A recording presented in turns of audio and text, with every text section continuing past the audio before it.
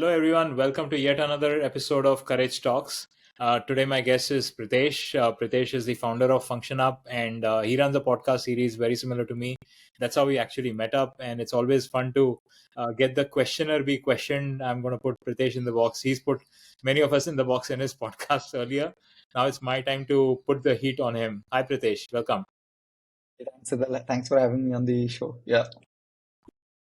Yeah, so I obviously kept your introduction brief, but if you'd like the listeners to know a bit more about you, the stage is all yours. I think Hital, I run a company called FunctionUp, and been in the startup ecosystem for a good 10 years. What our company does is that we are trying to build an alternative to engineering colleges in India called FunctionUp School of Technology. We run BTech courses in computer science and AI/ML and all of that in partnership with universities. And these courses are heavily work integrated, which means that the students tend to do around 4 to 5 to 6 internships during their 4 years of college itself. Apart from that, like I said, I run a podcast that is officially part of Spotify India. The podcast is called Goventure. And yeah, that's very quick brief. Yeah. Wonderful, man. We know you now with being a startup founder and a podcaster. But take us down memory lanes. What was your childhood like? Where did you grow up? Tell a bit about your family. Some incidents from your childhood which you would like to call out, especially since the topic is courage, right? Anything which stands out as which you still remember. I come from a very small, sleepy town called Maithan. It's based out of Jharkhand. Uh, it's a very tier two-ish, classic tier two-ish town, very sleepy in nature. I didn't have a very eventful, nothing that stands out a lot from my childhood, right? But if I were to recall some things that stand out for me personally from me as a kid was, like I said, I had those classic strict parents, strict teachers, small town and all of that upbringing. But even as a kid, I would get pulled into extreme stuff, difficult stuff. I would try to run away from dull stuff. It could mean both academically as well as in personal life. But I'll give an example. I would not go on to solve, say, when you were solving maths, most people would solve the entire book or the entire chapter. I barely remember me solving the entire chapter from any maths book from maybe from KG to 10th, 12th, whatever. I would typically solve the toughest problems. I would spend hours and hours, probably maybe even more number of hours solving one problem than solving any other problem. I would love spending time on extreme problems, on tough things rather than the dull things. Looking back, that has stayed with me. I think I love chasing extremes everywhere still. But looking back, I find it strange how I was even able to build a foundation. But yeah, I think that is one thing that has stayed with me and helped me a lot even after I've grown up, even after I moved after that out of that small town. Solving the toughest of maths problems and spending hours around it. Probably was that the secret why you succeeded at getting to IIT? Yeah, I think it's more of it's not just about solving the maths problems or the academic problems, but also about chasing the extreme things in life. That has been a pattern I've observed. I've been able to observe it of late. I didn't never recognized it back then. But in general in life, even as a founder today, I try to push my energies on the problems that are really tough, that are probably that gives me drive, that gives me the dopamine hit, right? And even when I was preparing for, like you said, when I was preparing for JEE, that trend remained. I would pick up I don't remember the book's name. There was a physics book called, I don't exactly recall, a pretty tough book, a pretty famous book in the JEE aspirants. I would pick up that book, and in that book as well, I would pick up the toughest problems. I think that helped me a lot. Overall, that helped me build my character a lot. It's not just about, like I said, it's not just about the academic side where I would pick up the toughest problems, but also in general in my life, I would try to pick up the toughest things. I think what that did was that built not just resilience in me, is that okay, but the tough problems are not things that you run away from and not things that are not solvable, right, in general in life, but also that built a lot of leadership skills where eventually at the end of the day there was a pattern that people would look up to you, right, when it comes to really tough things in life. Yeah. Yeah. No, that's great. I think, and it all talks a lot about your upbringing and your family background. As you know, Courage Talks is inspired by my own book, which is Against All Odds. And Against All Odds is about my dad's story. And ever since I got inspired by my father, I make it a point to ask my guest, uh, tell us something about your family, anything inspiring about your parents, about your grandparents, which was a remarkable story of courage which you can narrate. I think when you talk about my parents, I like to talk in general about uh, the previous generation, right? And not just specific to my parents. I think one common thread that a large number of folks from our parents' generation have, and that strikes me like crazy, is that especially a lot of people in the previous generation, they pulled themselves out of poverty, right? A lot of people in our generation did not get to see poverty, right? Did not get to see Yeah, that it what is a hand struggle. yeah. What hand to mouth living looks like, what it means to not have a decent amount of savings and all of that, right? So our parents' generation, a major chunk of them, right? Because we come from they come from that Narasimha Rao era and pre LPG, pre liberation and all of that, right? That was a Yeah, crazy time, right? So they pulled themselves out of poverty. They got themselves successful. That's a crazy feat, I believe. I don't think anything like that has happened in our generation. Our generation is yet to take itself to a stepping stone which will be counted in the books, in the history books, right? I feel that way, right? But having said that, there's one more thing that yeah, probably strikes me a lot, which we take for obvious today, is how a large chunk of our parents' generation, and both of these things are true for my parents as well, how a large chunk of our parents' generation, they moved out of their homes, right? How they migrated out of their homes, how they migrated to different pockets, industrial pockets, or probably pockets of opportunities. It's very easy to do that today in 2024. We are in 2024, right? Very easy. You book an hotel room, you stay there for 5 days, and then you find a residence. You have some savings, or you have someone backing you. You have a job, probably. Then what you do is you get a relocation bonus, or you're expecting a salary or something like that, right? So it's very easy to migrate today. Imagine someone doing that in probably 1980 or 1990, right? You don't have any yeah. savings. You don't know where you're gonna put up. You don't even have a phone. You don't even have a phone. You move to a different city. You don't know how to talk to your folks back in the village, back in the town, right? So large chunk of their generation that migrated, and it surprises me. It's still, I don't know, I don't know how their generation did it. How they were ever even able to rally up the courage that was needed to do it. If I don't know about you, but if I were in 90s and I had to move out of home, out of a comfort zone, without any savings, without a phone, without a known future, unpredictable future, obviously, I don't even know if you have a job, right? I don't know if I would ever move out, right?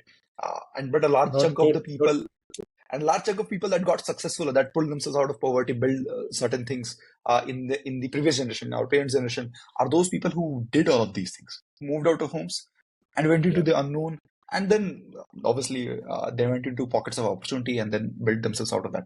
So it surprises me, Yeah. shocks me as I think of it today. Yeah. True. I think the two are related, right? I mean, growing up in abject poverty, hand to mouth existence, and migrating, right? Because if you were supposed to have opportunity to make a transformational change in your life in the place where you are, you would have probably done that. So migration becomes like a very natural thing to do because you are not in the right place and you need to go and find that right place. And that's true, right? I mean, my dad changed places as well all through his career, and every time he felt that requirement was for him to move, he didn't even blink and made that move. And I think that's very true for a lot of people, and that's how you grow, right? Because you get into a new environment, you embrace discomfort. That's what I was mentioning in a discussion the other day. Embrace discomfort, be open for challenges, be open for uncertainty and ambiguity in your life. The moment you voluntarily are putting yourself in such situations, when life puts such situations at you without your choice, you're much better prepared. Because been there, done that feeling comes in, and you're much better prepared. Talking about ambiguity, talking about resilience, you're a startup founder, and running startups, starting with the whole idea of creating a startup involves a phenomenal amount of courage, right? So tell us some specific instances or examples of starting up you had some hiring challenge, you had some funding challenge. Narrate some stories where people can learn from, from your story of courage. I think there are multiple. I think that is one thing that you have to learn to live with, and that you have to gather on a daily basis as an entrepreneur. You do this daily, right? I'll give you an example. I started this company way back in 2020 when COVID started, and in the mid of 2021 we realized that we started as a gaming company, right? And in mid of 2021 we realized that it's not going to work. The users were not retaining, and there was very little bit that we can think of. We had tried multiple variations over the last 3-4 months, multiple changes, and we realized that it was not working out because the core product was broken. The core offering was broken. It was not creating any value in general. So we knew that we have to pivot.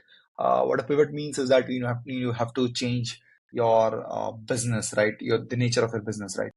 And we pivoted and we had very little time. For multiple reasons, we had very little time to pivot. I'm not going to the reasons right now. So we pivoted in a matter of days. As soon as I realized that we won't get a PMF in gaming, right? And it was a crazy time. The entire team went through massive daily changes. I mean, uh, when I look back, I think what you need to understand is that as an entrepreneur, as a founder, you are open to changes, right? You welcome changes. You're not averse to changes. You have to gather that courage on a daily basis to welcome change. But your team members, not everyone is looking for a change, right? They're looking for more predictable outcomes. They're more looking for a more predictable future. They want to work on more predictable products, right? They want to give their life and soul into something that is more predictable. They're ready to give their life and soul, but they want to give it into stuff that is more predictable, right? Unpredictability is not welcome. So the thing about courage is not just taking difficult decisions. Courage is actually difficult execution when people start to not to believe in you, right?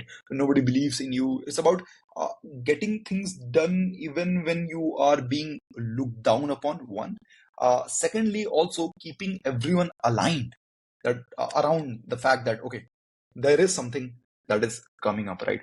I think building any company, no matter what you do, is there is a good at least 6 months, but a good, I will say, on an average, a 1 year incubation period. The first 1 year, 6 months to 1 year is just building the product and waiting it out to see what shape the product takes, right? So it takes good 1 year to be able to first push out a decent draft of your initial product as well, right? So I think that was one of the most courageous moments that we have had in the history of FunctionUp. Yeah. Yeah, no, I totally agree with you. I think the instances that you called out, whether it's scaling up or it's, finding resources, it all requires a lot of courage, and hats off to you to pull it off. And now you can sit back and relax and look at those tough times. But, when you were actually in that moment, you might have probably thought a lot of time that, probably made a mistake, you took a big risk. You might have felt vulnerable as well. So risk and vulnerability are two facets of courage which I've noticed and observed. You want to call out one instance where you think you took a huge risk in life? Any aspect which you would want to call out? I think you rightly mentioned. I want to touch upon one point that you mentioned here is that there's a lot of self-doubt. Yes, there is a lot of vulnerability. Yes, there's a lot of self-doubt as well, right? On a daily basis that you feel when you're in a very tough spot, right? You're vulnerable. There is a lot of self-doubt. In the incident that I mentioned as well, you would be when you're looked down upon, when you get a lot of heat, get a lot of criticism. Self-doubt is obvious, right? But yeah, I think when you talk about vulnerability, I think any in general, any person can relate to a vulnerability, right? But I think what happens is that uh, I want to talk a little bit here about the expectations around vulnerability, right? I think what Yeah. happens is that there's an expectation that has been set over many years. What do you do? That giving out signals of vulnerability have become difficult. That being able to express yourselves when you are vulnerable, when you are under stress, is very difficult because of the expectations that have been set. Because there are a lot of people looking up to you. What that does is that creates a certain sense of panic, that creates certain sense of alert when you give out signals of stress or signals of vulnerability. in general. It's a signal that things have gone really haywire, right?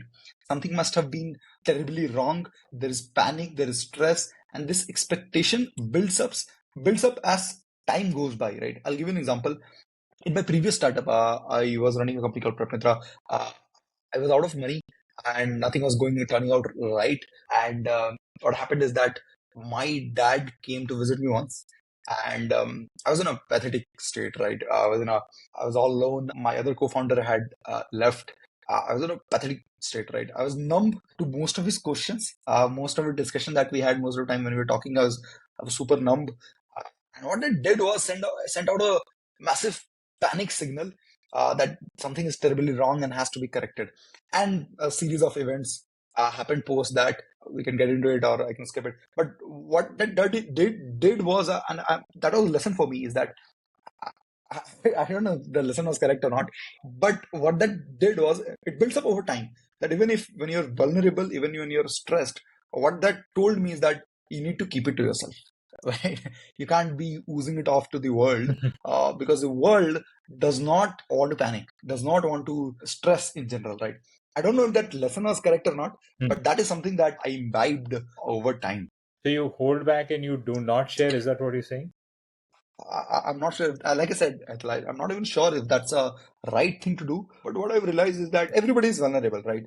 What I realized Yeah. is to keep it to yourself till the push-ups come to shove, and not show panic around all the time. No, I think, as far as facing tough situations, typically there are two options. One is, of course, if you have someone very close to you, someone whom you are very candid with, then you should open up, because the other person will at least hear you out. He may or they might not have a solution for you, but hearing out itself is like a big deal, right? It kind of lessens the burden on your head. The other thing which I have done many times is to just go out on social media and vent it out, right? I mean, I don't care who's judging me. I don't care if anyone wants to really help me or not. But I've done my job as far as telling people that I'm facing this situation or I'm stuck in this particular situation. Because nowadays it's very difficult to assume one thing from everyone, right? Everyone reacts differently to a particular situation, so you don't know who's going to respond, right? Like, first week of October, I had this terrible tragedy with me that my entire baggage was stolen at Barcelona airport, and I went through a lot of trouble out of that. And I thought multiple times before I should be actually publishing it, but then I went ahead and wrote the blog on LinkedIn, and the number of responses I got, the kind of responses people gave me a lot more learned or a lot more mature approach towards what had happened. It's not that they helped me find my baggage back, and I'm never going to find that back, but at least I felt that I was much in a much better position once I'd shared, because I knew that there were many other people who had gone through similar situation. So I didn't feel that I was isolated as a victim of an incident. There were other people who had suffered, so I felt my suffering was lesser compared to many other sufferings as well. So I think that's very critical. I think the whole philosophy behind vulnerability and is to be open to express your emotions. Don't hold that back, because if you're not finding the solution within, it's important to find the solution outside, right? Yes, there might be a bit of embarrassment, that there might be a bit of shame involved, but you get over these. The world is out there listening as well. So covered a lot of facets. Any particular aspect about your work or your life, or even your podcasting journey, if you'd like to share, would want to end I the love to note with understand. with some story. I would love to understand, Hital, is that you mentioned vulnerability, and I want to understand is that one aspect about opening up is that when you open up to your close ones, especially, a lot of people go into panic, right? A lot of people they don't panic for themselves; they panic for you, right? And there's very little that Yeah. a lot of those folks can do. And how do you handle something like that? Yeah. No, I think it's important to judge, or not judge. It's important to assess the potential reaction, and if the other person obviously is not in a position to be able to understand what you're going through, right? Then obviously you need to hold that back and package it in such a way where you're giving them that deep down assurance that you are in control, even though things are tough, even though things are bad, but you're in control. As long as you're communicating that you're in control and you're stable, they will stop worrying. They'll stop over worrying, right? And then they'll be like, okay, just let me know, how things are going, keep me informed, keep me updated. beta khana dhang se khate rehna, right? I mean, they will look at the fundamentals and say, as long as the fundamentals are still strong, right? You're taking care of your health, you're taking care of not skipping meals just because you're going through a tough deadline or whatever. Then they know that sooner or later you'll reach the shore, or you'll find a better place. But otherwise, of course, if you're smart enough, then you would rather be soliciting advice or reaching out to people who are knowledge experts in that field, right? And then opening up to those people. See, if you have a phenomenal bug in your software, right, reaching out to your parents if they don't have a background in software is definitely a wrong thing to do, because they will not understand the kind of problem. But at the same time, if you know there are knowledge experts in this field, then holding that back and not sharing it with them, probably are you missing out on some shortcuts or some easy way out of your solution as well. So I think that's the way to look at it. I think not everyone will be the right person, yet not everyone is the wrong person either, right? There's someone or the other who might have certain solution. And don't think too much, right?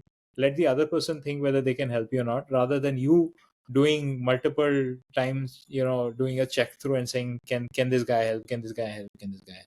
Yep. Yep. Yeah. No, wonderful talking to you, Pritesh. And it's been good learning about your own startup journey, your own experiences. You brought out really well how we need to learn from our previous generation, who did not have all the luxuries that we were born with, had far more struggle in their life than we need to, and we need to always respect that fact and be potentially ready that in situations of struggle, we just have to remember how our parents went through those tough times, and we'd probably be able to derive that courage from within and handle that situation. Okay, thanks a lot, Pritesh. It was fabulous talking to you, and hope you have a great day. Thanks for having me on the show, man.